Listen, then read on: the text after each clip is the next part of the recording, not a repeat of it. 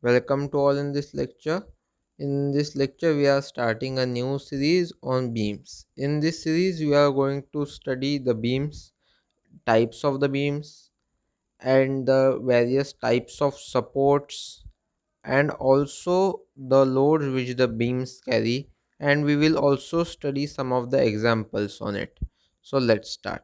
In this video, we are going to study the beams and its types.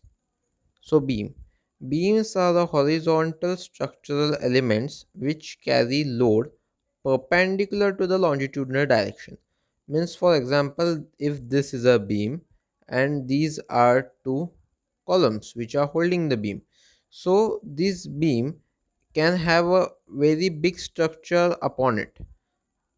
It carries the load of this structure which is over it in the perpendicular direction. See, this is the perpendicular direction to the longitudinal direction. Okay, it is called as a slender element. Why it is called slender? Because it has the length more compared to other dimensions, because all the beams have length greater than other dimensions. Okay, so it is called as the slender. So now let's see the different types of beams. Okay, see here, the first type is a simply supported beam. What does it mention?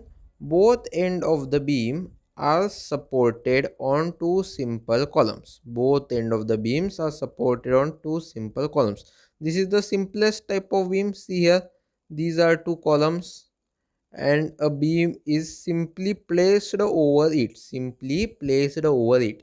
This is called as the simply supported beam.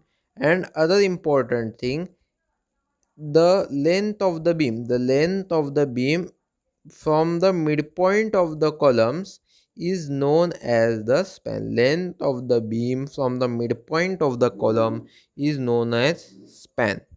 So what is the practical real life example of the simply supported beam? The Manchac Swamp Bridge. Manchac Swamp is an area in the Louisiana state of USA.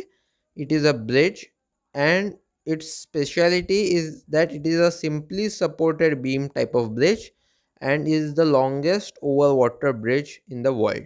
Okay, now let's move forward. Cantilever or fixed beam. This is the second type. One end of the beam is fixed and other end is free without the support. See here, here is the support and this is a beam, and its other end is the free end. It doesn't have any support over it.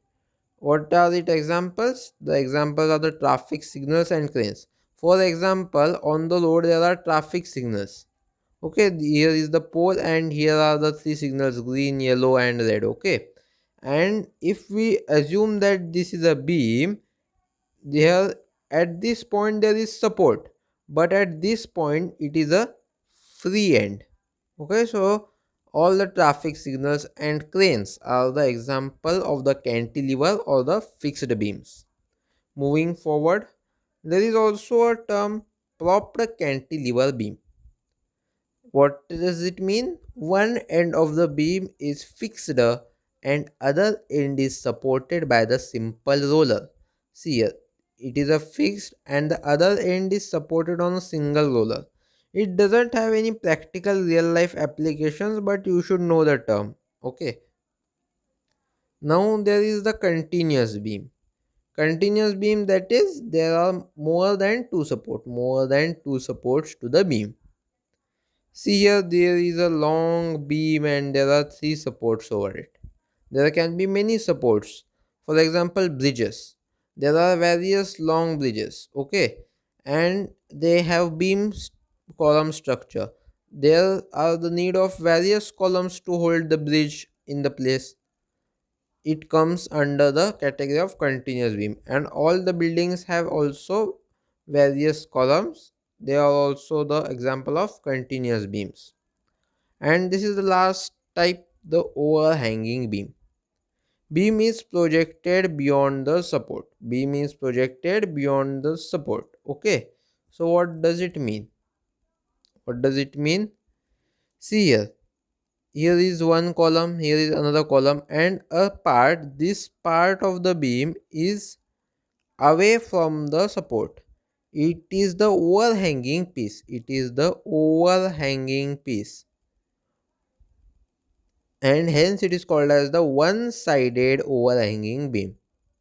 And see here, there are two overhanging pieces. Therefore, it is called as a both-sided overhanging beam. So, what are the practical real-life examples?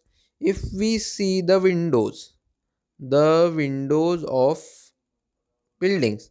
If this is the building, the windows are protruding outside of the structure. The windows protruding outside the structure of the building are the examples of the overhanging beams. Okay, in this lecture we have gone through the types of beams. In the next lecture we are going to see the supports which hold the beams, and also the type of the supports. Thank you.